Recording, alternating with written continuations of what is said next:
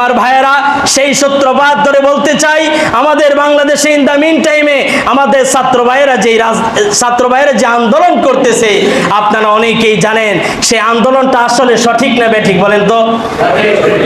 আমার ভাইয়েরা, কেউ যদি মুক্তিযোদ্ধা থাকেন মেহেরবানি করে রাগ করবেন না, মুক্তিযোদ্ধার সন্তান পরিবার থাকেন মেহেরবানি করে রাগ করবেন না।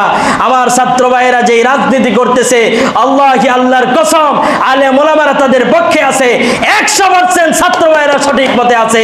সুতরাং ছাত্ররা যদি গর্জে ওঠে, এই দেশ কোঠা প্রথা আন্দোলন নয়, সারা দেশ সংস্কার করা প্রয়োজন, ঠিক কিনা বলে?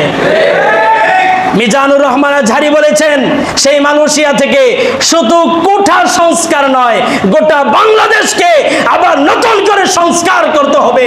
এটাই হলো কারবালার প্রধান শিক্ষা, ঠিক কিনা? আমার ভাইয়েরা, ছাত্ররা একের পর এক জীবন দিচ্ছে, ইন্টারনেট বন্ধ করে দেওয়া হয়েছে।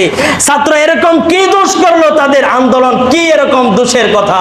তারা তো সত্যের পক্ষে আন্দোলন করতেছে, কিন্তু কেন আজকে মেনে নেওয়া হচ্ছে না? মায়ের বুককে কেন আজকে খালি করা হচ্ছে? দোষের উপরে আজকে মায়ের বুককে খালি করে দেওয়া হয়েছে। মেধাবী ছাত্রদেরকে আজকে বুলেট দিয়ে তাদেরকে নিক্ষেপ করে তাদেরকে পাখির মতো গুলি করা হচ্ছে।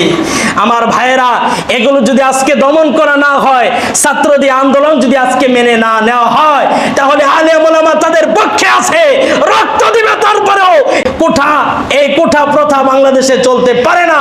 মেধাবীরা মেধার স্থানে যাবে, তারাই পরবর্তীতে দেশকে পরিচালনা করবে। কোঠার মাধ্যমে আপনার অযোগ্যরা ক্ষমতায় যাক, এটা আমরা চাই না। কোঠার মাধ্যমে অযোগ্যরা ক্ষমতা পায়, অযোগ্যরা চাকরি পায়, আর কোঠার কারণে হাজারো মেধাবীরা আজকে 24 ঘন্টার মধ্যে 12 ঘন্টা লেখাপড়া করে তারা আজকে চাকরি পাচ্ছে না। আমার ভাইয়ের এই ছাত্রদের আন্দোলনকে আমরা অবশ্যই সমর্থন জানাই এবং বাংলাদেশের প্রাইম মিনিস্টারের কাছে আমরা আকুল আবেদন জানাই, তারা যেন এই আন্দোলনকে ভালো করে বুঝে ছাত্রদের পক্ষে রায় দেয়। বলি আমিন।